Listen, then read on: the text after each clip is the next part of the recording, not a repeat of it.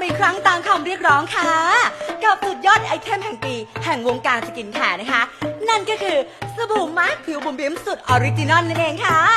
หลายๆคนนะคะโอดครวญแล้วก็ครวญครางทักมาหาแอดมินกันเยอะซะเหลือเกินนะคะว่าเมื่อไหร่จะนำกลับมาขายอีกเมื่อไหร่จะผลิตอีกแหมแอดมินก็เข้าใจนะคะว่าใช้สบู่ตัวไหนๆก็ไม่เหมือนตัวนี้วันนี้ค่ะทางบริษัทบุ๋มบิ๋มสกินแคร์นะคะก็ได้ตอบสนองต่อความต้องการของทุกท่านแล้วล่ะค่ะนำกลับมาผลิตอีกครั้งหนึงนะคะสำหรับสบู่มาร์คผิวบุ๋มบิ๋มสุดออริจินอลกับแคมเปญบุ๋มบิ๋มคัมแบ็กค่ะ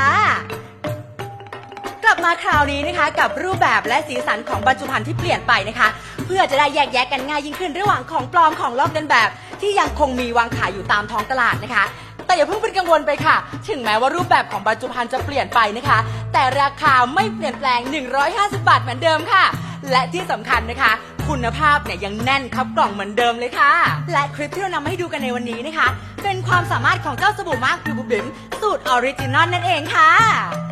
แหมแอดมินต้องบอกเลยนะคะว่าใครที่ยังไม่รู้จักหรือยังไม่เคยลองใช้สบู่มาร์คผิวบุ๋มบิ๋มเนี่ยต้องรีบหาซื้อมาลองใช้กันเลยนะคะจะได้เข้าใจไงเลยค่ะว่าทำไมหลายๆคนที่เคยลองใช้แล้วกลับมาสั่งซื้ออีกเรียกร้องให้กลับมาผลิตอีกก็เพราะว่าคุณภาพโดนใจที่สำคัญปลอดภัยไร้กังวลค่ะ